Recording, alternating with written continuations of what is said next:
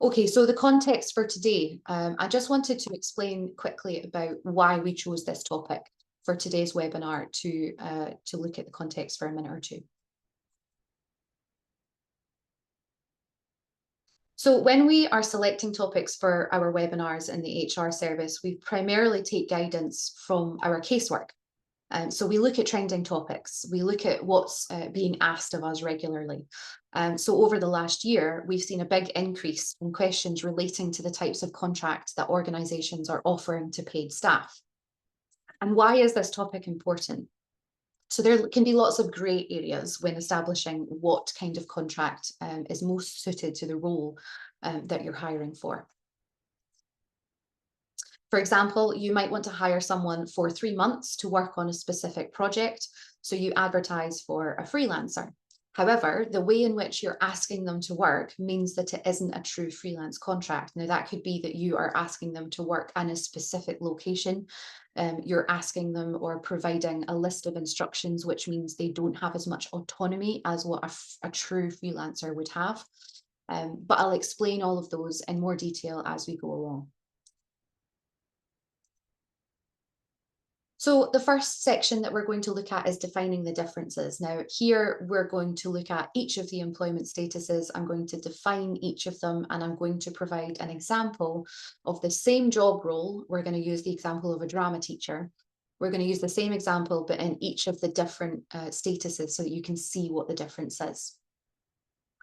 While I'm talking about them, have a think about the roles in your organization or future roles that you're thinking about creating. Are they a true employee, worker, or a freelancer? If you have any questions as we go along, please add them to the chat and we'll go through them, because a lot of this, pretty much all of this topic is very subjective. So while there are kind of, a list of definitions, a list of rules, it can be quite subjective and individual to circumstances. So please feel free to ask questions. If we can't answer your question in the webinar, we will follow up with you. So the first one is employee. This is probably the easiest status to define. Employee contracts will offer regular and consistent work. This means that there will be a minimum number of hours contracted each week. This could be full-time, 35 hours a week over 5 days, or a flexible variation of that. It could be a part-time role of 16 hours per week over variable days and overtime offered where possible, but the employee will always work that minimum of 16 hours if that contract is a 16-hour contract.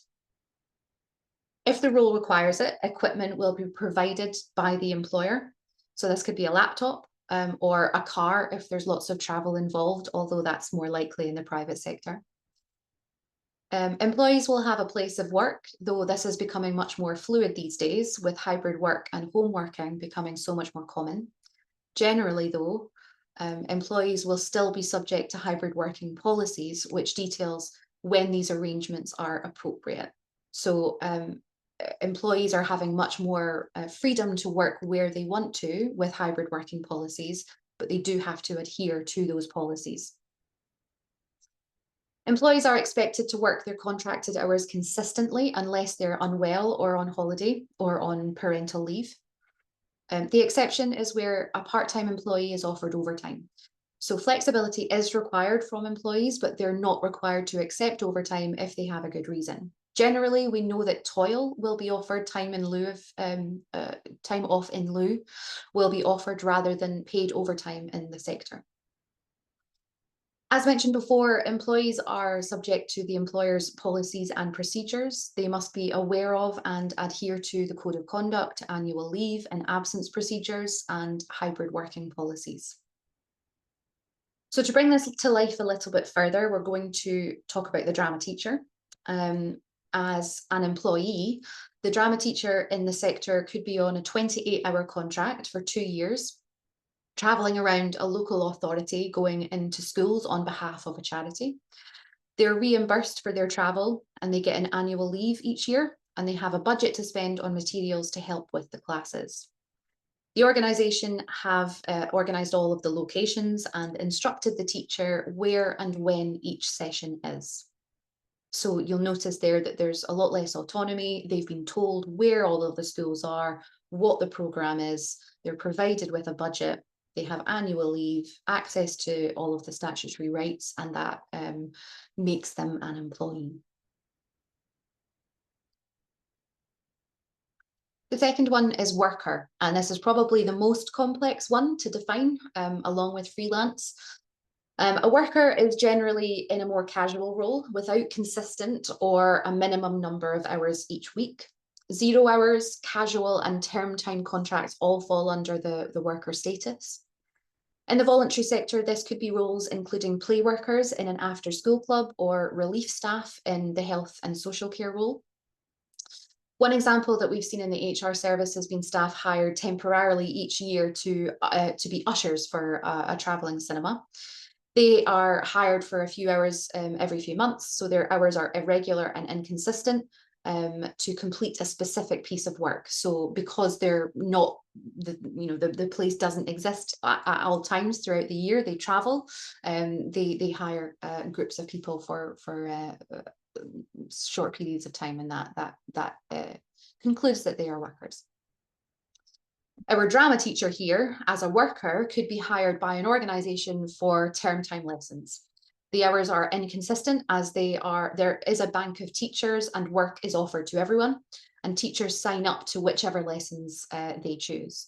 They're expected to complete the shifts they've signed up to, but if another teacher doesn't show up or is unwell, there's no obligation for them to cover the gaps. And that, with those circumstances, would mean that they are a worker instead of an employee. Freelance or self-employed. So a freelancer has much more control in the work that they do. They employ themselves and offer services to external clients to complete a piece of work. This could be on retainer for regular work or for a defined period for a specific project or a program. Freelancers tend to set their own rates and they submit invoices to be paid directly. No national insurance, tax, or pension contributions are deducted from the invoice, as this is the freelancer's own responsibility, and they should be set up to do this for themselves. They'll manage their own time and can work for various clients at the same time, as long as they're keeping to the terms of the contract.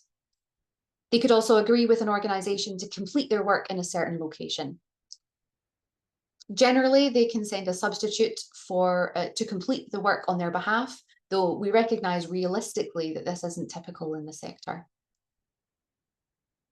So as a freelancer, our drama teacher might run their own business, taking contracts from voluntary sector organisations to complete a one-day drama workshop or a week-long programme designed by the teacher for a fee that they set or agree with the organisation.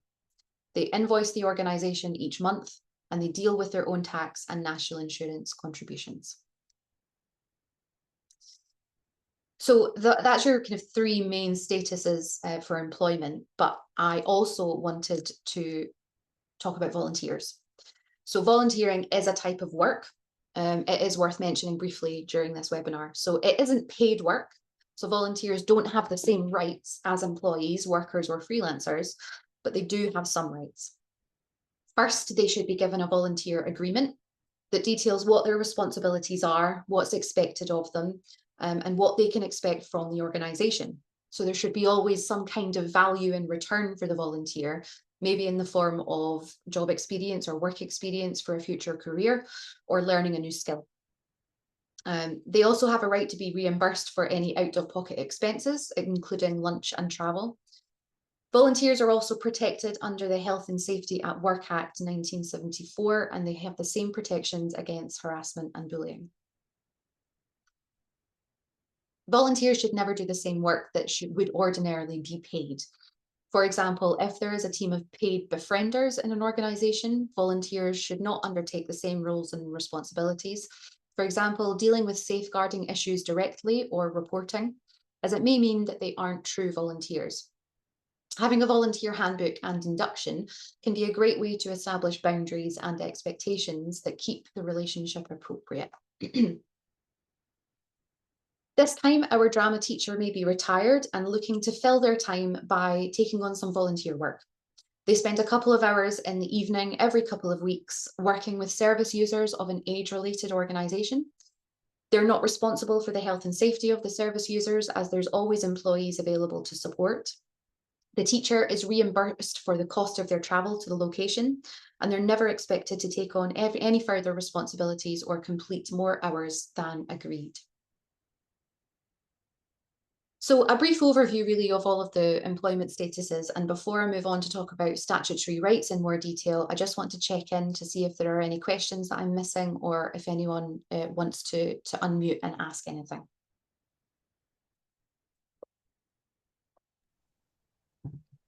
Yes, please, if I can. Go for it, David. David, yeah.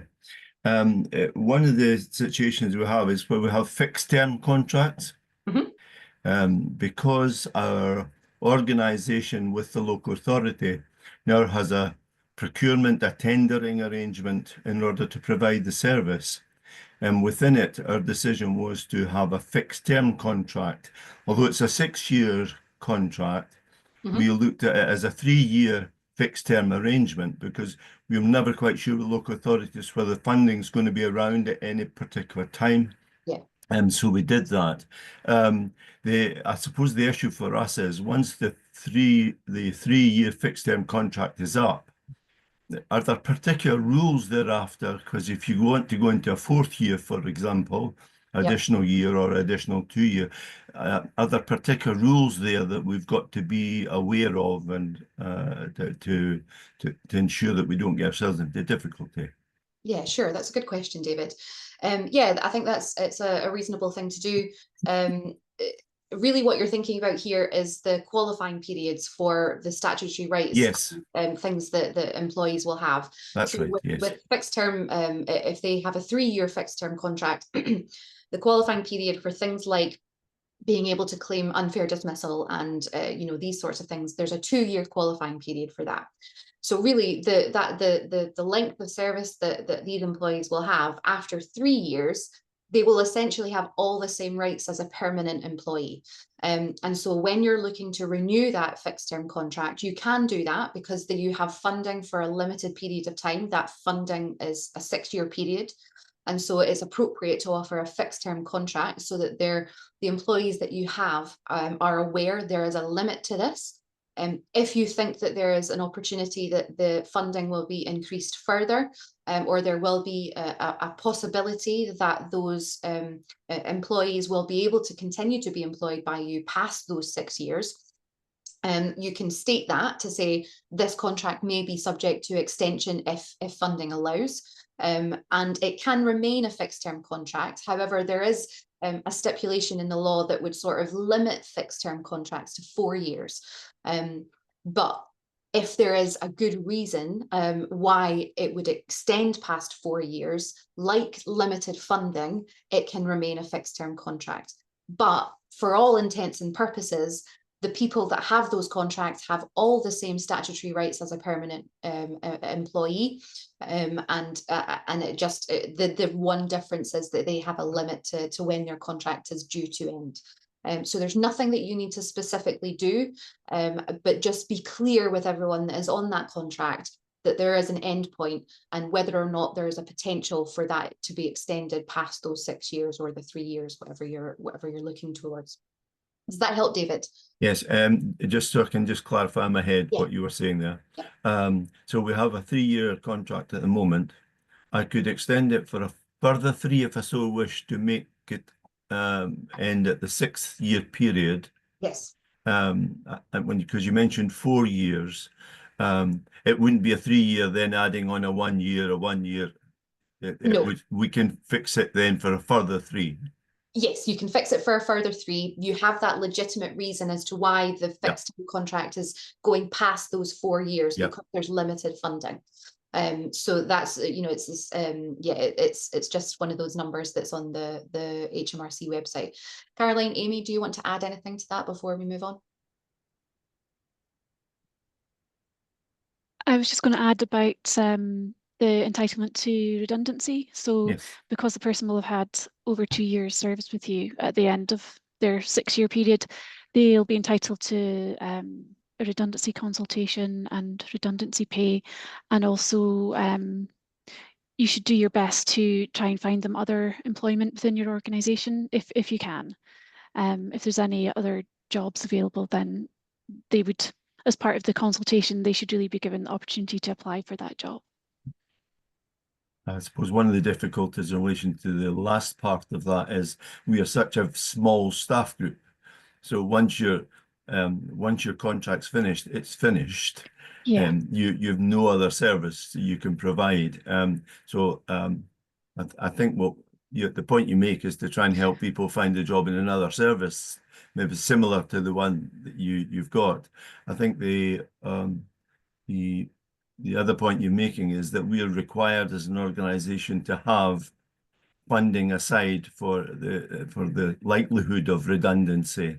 So we always feel that we include every member of staff, irrespective of their role or their contract status, that they would fit into that end of contract redundancy, so that our funding has to include them. Yeah. Yeah. No, that sounds good. Thank you. Thank you for that. Thanks. There's a couple of questions in the chat. Yeah, So go Sarah ahead. Johnson wants to know, do workers tend to be on PAYE?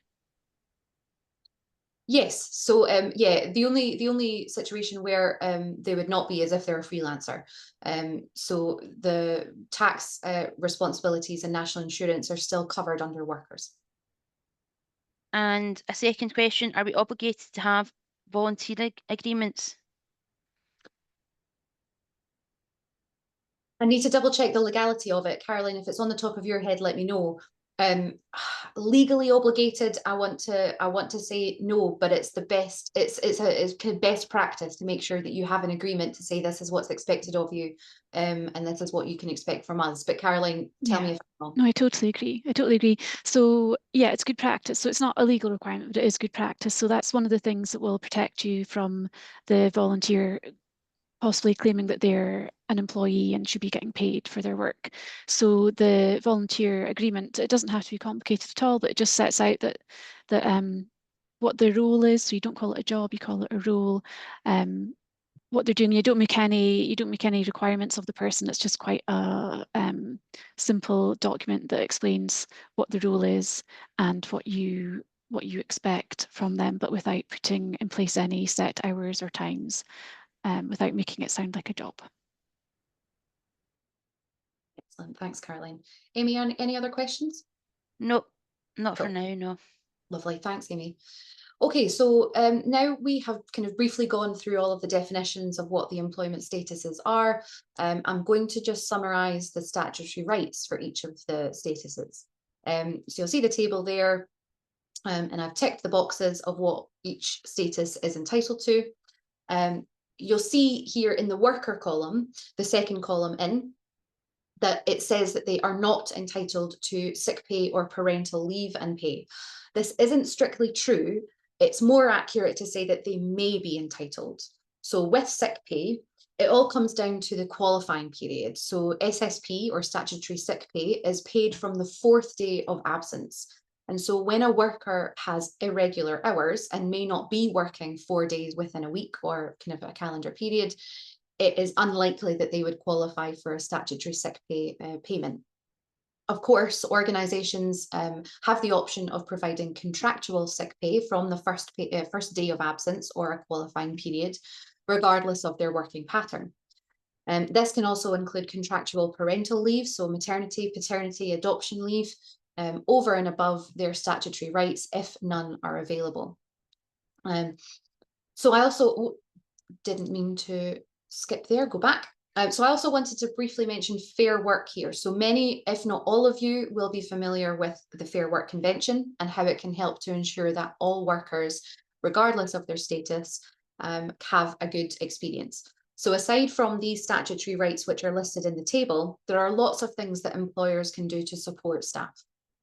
As an example, I'm not going to go into too much detail because then we'll be moving into a Fair Work webinar rather than a contract status webinar. But under the security principle, as an example, working towards paying the real living wage paying freelancers a union recognised rate where appropriate. I know that not all will work with a union. And considering for each role when you recruit, if guaranteed hours can be offered. So if you are thinking, actually, this is a casual contract where we may not be able to offer consistent hours, really consider, is that possible? Is it possible that we can offer an employment contract or an employee contract, so that we're offering this level of security for the employee, as you'll see, that they are entitled to all of these statutory rights from that side. But we understand, of course, that it's not always the most appropriate circumstance. Of course, we may want to hire freelancers for a specific piece of work, but it's worth considering. Really put those into the boxes and think what's most appropriate here. I also wanted to mention, if you're not already booked to go along to SCVO's gathering in a couple of weeks. So it's on the 3rd and 4th of February in Edinburgh's EICC.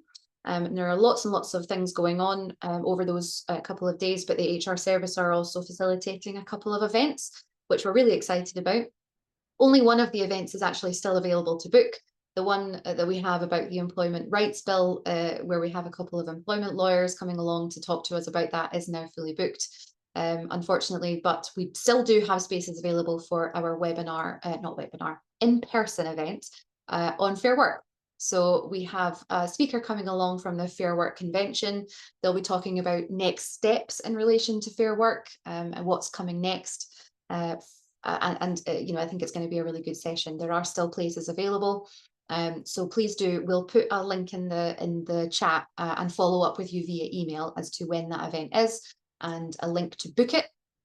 But it should be a good event, and generally the gathering is also a great couple of days, and we'll all be there. So if you would like to speak to us, we'll be there too. Okay, any other questions that have come up, or shall I move on? There's no more questions, Lorna, at this Lovely. stage. That's great. Thanks, Amy. Sorry, I couldn't Oh, get go for my. Sorry, I seem to be hugging a wee bit. No, Sorry. you're fine, David. Go ahead. Just what under any further contractual rights? Yes. Is it only employees then, or the fixed term contract that would get pension rights? Yes, so employer worker would have the pension rights. That's absolutely right. With freelance, pension contributions are not paid within there's no category for pension payments within a freelance contract, so it would just be employment and worker. Okay, thank you. Okay, so I'm just going to very briefly summarize again the appropriate circumstances for each employment type and when to hire each employment type before moving on. So employee, this would be a permanent or full-time, part-time, fixed-term contract. They would have regular hours. They're consistent each week. And they have to adhere to the policies and procedures of the organisation.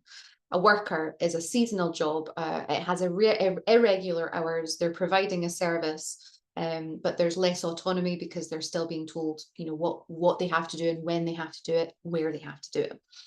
This is where your 0 hours contracts come into play, or seasonal contracts or term time contracts. Freelance, limited project work where they can do work with little supervision and anywhere. So unless alternatively agreed within the contract, they have full autonomy as to how they complete the work. And then with a volunteer, it is not paid work. But it is a type of work. They are performing a role, and it's support work that wouldn't be paid elsewhere. So the role must be different than what would normally be a paid job. Okay. So we are at 10:30. We've got a few more bits to go through, and hopefully we'll still have around 10 minutes for questions at the end. So if you do have questions, please do either put them into the chat or keep them for the end so that we can have a chat through them. This is a brief slide as to some of the stickier situations and stickier bits that you might want to have an awareness of if you don't already, that are related to contract statuses and contract types. So the first one there is IR35 for tax reasons. Now, I'm not going to attempt to give you a full definition as to what it all means. But I am going to try and lay it out very briefly. If you do have more questions about any of the things that we're talking about on this slide, please let us know, because again, it is all very subjective and we'll do our best to help. It may be with this sort of topic that we'll have to follow up with answers to your questions, but we will have an FAQ in our follow-up emails. So any questions that have been asked today will be covered in the email, and we'll explain that for everyone.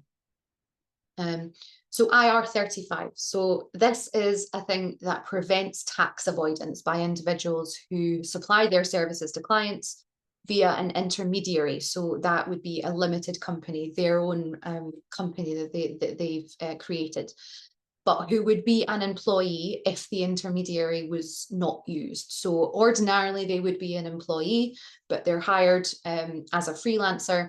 But the categories under IR35 are actually saying, well, actually you should be an employee and you should be paying tax. If the contract falls inside IR35, it means that the person is considered an employee for tax purposes. So they must pay income tax, and national insurance contributions must be paid by the employer.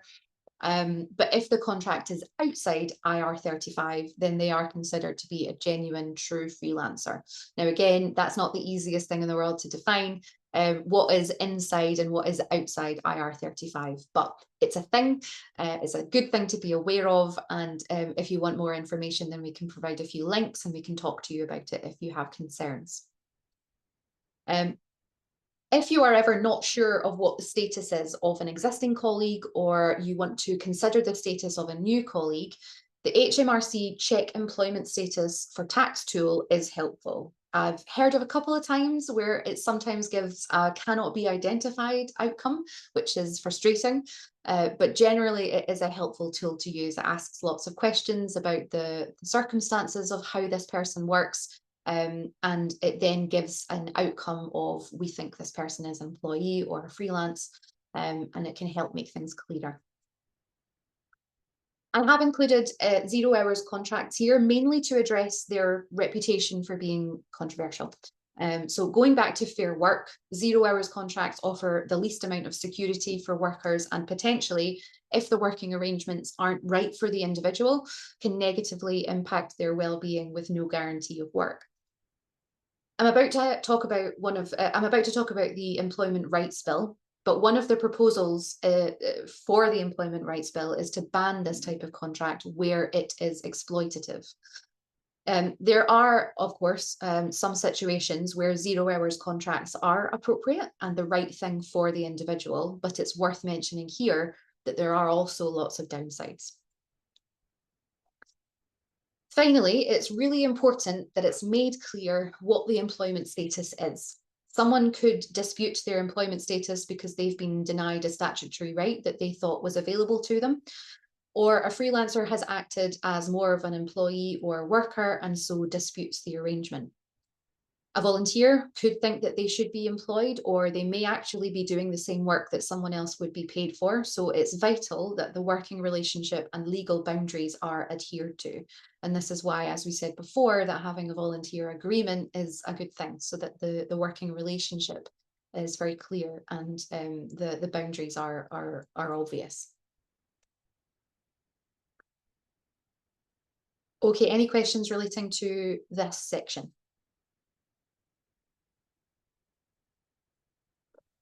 There's no questions in the chat. Yes, there is. Oh, sorry. Sorry. Go for it, Sophia.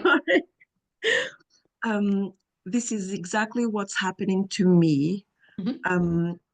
I have been offered a contract as self-employed, Mm-hmm. and which I believe to be the right one. And more or less a year after, I got sick. I got almost in burnout with a sick leave with immediate effect, and I was offered counseling sessions. At that time, very naive of me, that's when I decided to go and check on HMRC website to see if I was entitled for sick pay leave. Mm-hmm. And reading the description of what is an employee and self-employed, I believe that my contract was written on the wrong basis for Okay. tax purposes. And I have raised this issue with, I work in a community center, by the way. Mm-hmm.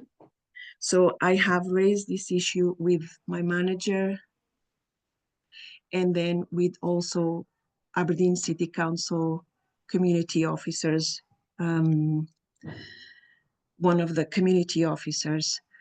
I don't think that they have given me the correct response, and I would like to have more information on how to deal with this. Mm-hmm. Could I have advice from you? We can certainly have a look at kind of where you are with it and maybe provide some signposts as to where we could kind of point you in the direction of further support, and maybe just kind of try to help define things a bit more clearly for you. Caroline, do you want to add anything to that for now? Yeah, just to say that we can have a chat with you, and as Lorna said, suggest some places where you could go to get more advice. Perfect. And I hope you're feeling Thank you. better. Thank Yes. you. Thank you. Okay. Yes, we'll follow up with you, Sophia. Thank you. Anything else before we move on? Okay, so we've got 20 minutes left. I'd like to spend a couple of minutes just looking at this case study, just to try and kind of start a bit of a discussion. Now, the funny thing is that when I was going through this with the HR team a couple of days ago, my intention was that there was one singular kind of status defined, but actually we ended up talking about that it could be others. And this is the whole point of employment statuses, is that they are kind of interpretive and they're subjective and difficult to identify. And so I thought actually that's a good thing because it can kind of create a bit of a discussion. So I just want to spend a few minutes to see if anyone has any kind of thoughts or what they think is the status of the job. There is no right answer to it, so please don't be afraid that you're going to get it wrong. But I'll read through what this case study is, and then we can have a chat about what kind of status you think it is. So Tom works as a project manager for an organisation focused on environmental conservation. He oversees community cleanup events, liaising with local authorities and managing volunteers. Tom works part-time. He has flexibility with his hours, receives a monthly payment, and is subject to the organisation's policies and provides regular updates to the chief exec. So based on that, and looking at the language, what would you say Tom's working status is? And feel free to unmute at this point.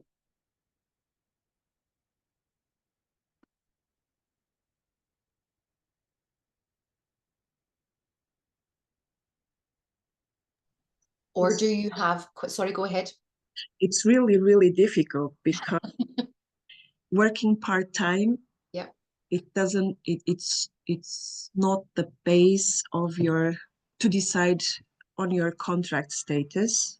Yep. Neither the flexibility with the hours, because this can be arranged with your manager. Mm-hmm. Monthly payment, both employees or self-employed can have a monthly payment. Yep.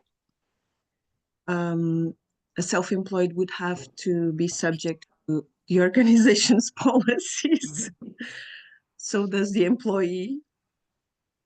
And both employees and self-employed would have to provide kind of a regular update or report to the manager.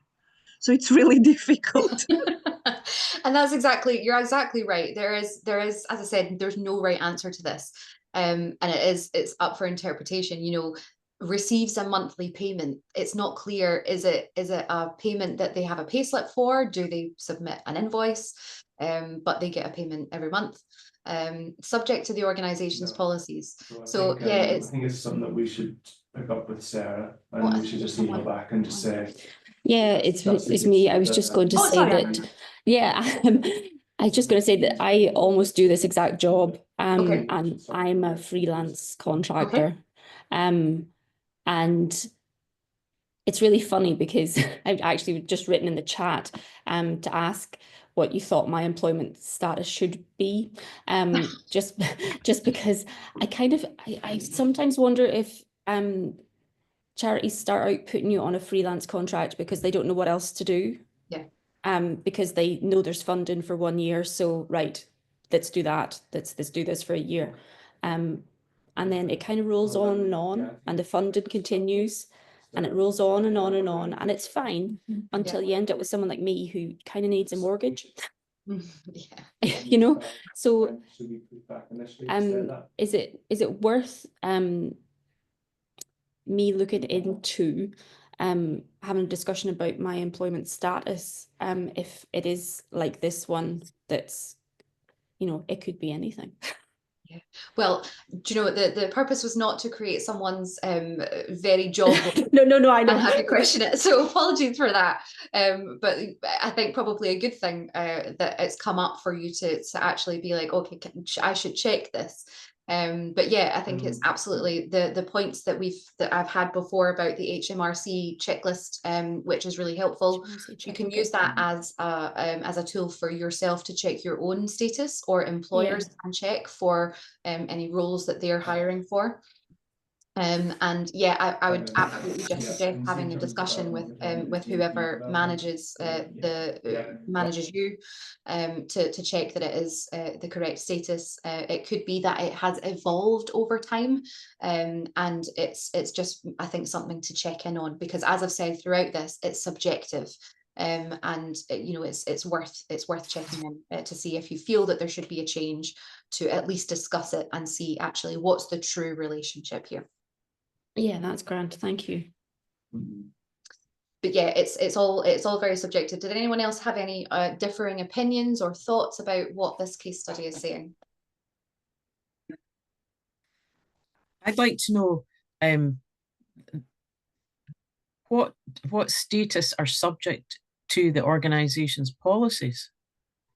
Yeah, so the subject, so really what we're saying here, that this would not be a freelancer because they are subject to the organisation's policies.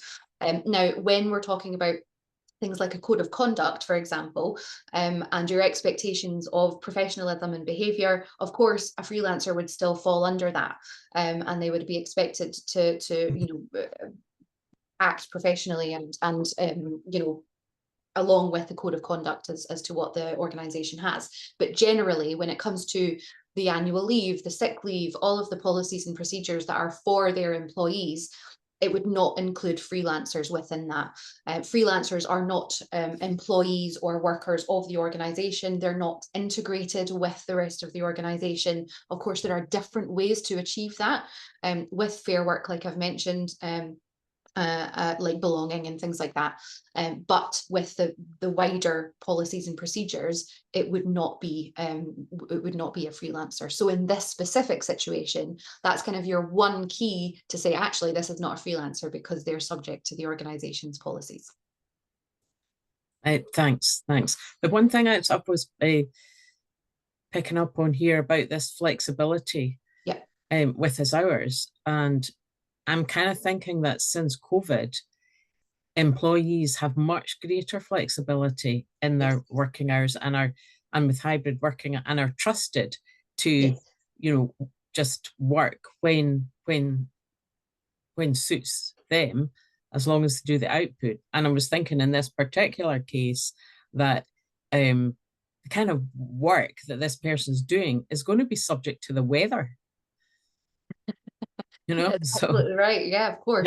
And that's also then where health and safety comes in, and you know, potentially there having to be some kind of adherence to the policy with, if this person's outdoor working regularly, adherence to you know, potentially a weather-based policy of what they might need to do if plans change, and making sure that whoever their volunteers are all safe. And so again, with that added circumstance, Debbie, it's another stronger argument that actually this may not be or is not a freelance arrangement, because they have those extra responsibilities for health and safety. They have those extra responsibilities to do with kind of understanding and following the organization's procedures with relation to weather and health and safety.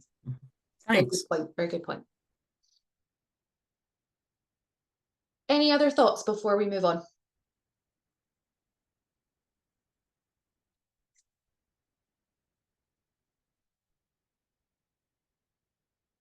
Rona, you've got your hand raised. Yep, thank you, Lorna. This is really good and interesting. The answer to the question you gave was exactly what you said in your last statement. I was coming from the health and safety perspective, and the obligations that they must adhere to. And I think that's where organisations sometimes have a misunderstanding in the guidance towards it, because it can be so complicated. And you say it depends on the circumstances.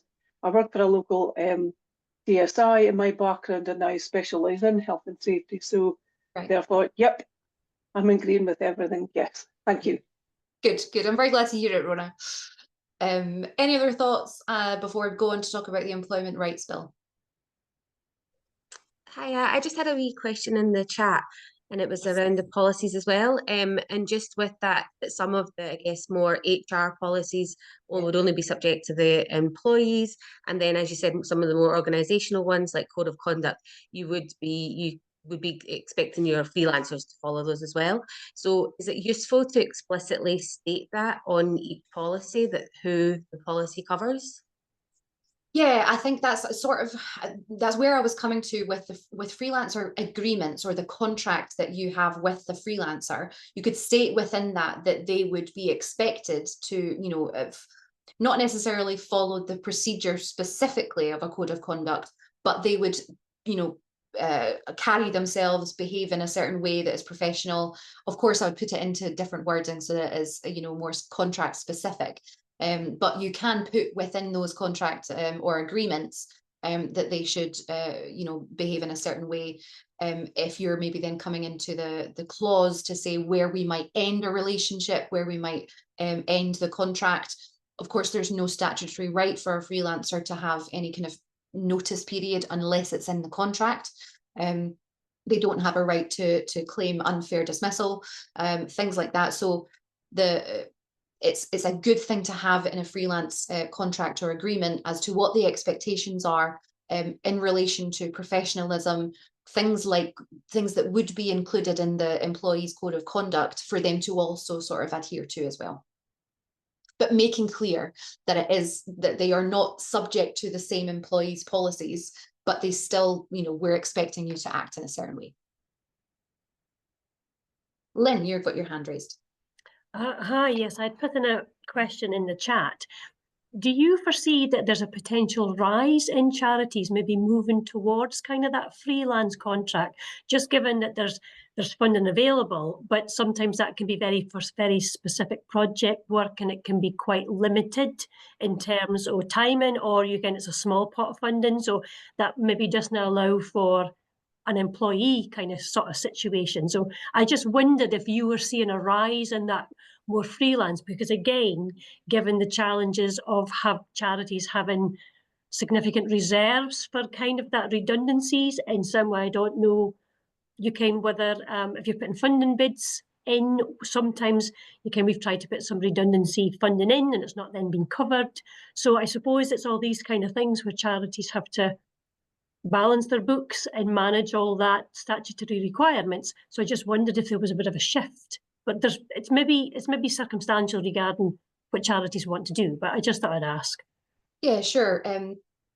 Caroline, do you want to come in on this one? I've got a couple of things to add, but I'll check with you first. I haven't noticed an increase. I think in certain types of organisations, freelance contracts are used more than in other organisations. I haven't noticed an increase, but what you said does make sense. I think the funding situation could mean that organisations offer more freelance contracts. But I think a better alternative to that would be to offer fixed term contracts, so employment contracts that are fixed term rather than freelance contracts. But it depends on the work. Yeah. Yeah, I can understand why there, again, I agree. I haven't necessarily seen an increase in that. But obviously with things being discussed like the increase in national insurance contributions and the extra costs that are involved with employing someone rather than having a freelance contract, you know, I can see where organizations would be looking to hire in freelancers rather than employees. But that's going right back to what I said at the beginning, as to spending a bit of time to really identifying whether the role itself is truly a freelance role, and making sure that you're hiring someone into a freelance role for the right reasons, because it is appropriate, and not to avoid the extra costs with employing someone as an employee. But yeah, while we haven't seen a rise in it, it does, you know, it does happen. And of course, there are many, many appropriate reasons why someone would have a freelance role. You know, plenty of sector specific things. We've done a lot of work with creative organizations over the past year, and there are loads and loads of freelancers within the creative industries, and that they're in exactly the right place. But it is just having that time to think and reflect if there is any doubt as to what their status is. That's super, thank you. All right, thanks, Lynn. Okay, we have less than 10 minutes left, so I am going to move on to look at the Employment Rights Bill quickly. Before I kind of go into what we're looking at here, we're very early on in the stages with Employment Rights Bill. Things are still very unclear. The kind of proposals are fairly vague, and they will change as time goes along. We're looking at kind of the wider Employment Rights Bill being implemented within 2026, towards the end of 2026, and potentially moving on further than that. So anything that I'm about to say here, you don't have to implement anything right now. These are proposed changes, and everything that I've talked about previously is still what the law is. So everything that we've talked about previously is what you are doing right now. These are proposals for the future. So the plans that are specifically related to the contract statuses that we've been talking about is to unify rights. So where you saw the table as to what employees, workers, freelancers are entitled to, when it comes to workers and employees, the proposals would unify these rights so that workers and employees have more consistent rights regarding leave, pay, and working conditions. So where I talked about workers maybe being entitled to sick pay, with the Employment Rights Bill, it looks as though they want to bring in those rights to workers as well. So where people have less regular hours and they may not qualify for statutory sick pay, the Employment Rights Bill would unify that, and they would then be entitled to statutory sick pay. They also want to have clearer definitions, which I'm sure would be welcome for everyone, to reduce ambiguity and disputes over statuses. So where we talked about it being vital for everyone to be aware as to what their true status is, this proposal would make it clearer as to actually this is what your employment status is, and to reduce ambiguity. So hopefully those definitions would be simpler and would kind of be more streamlined so that it's easier to understand exactly what the differences are. They are just a couple of very brief points to make about the Employment Rights Bill. As I said, we do have a gathering event, which unfortunately is sold out. But if you do have any questions about the Employment Rights Bill, we're more than happy to answer them. We do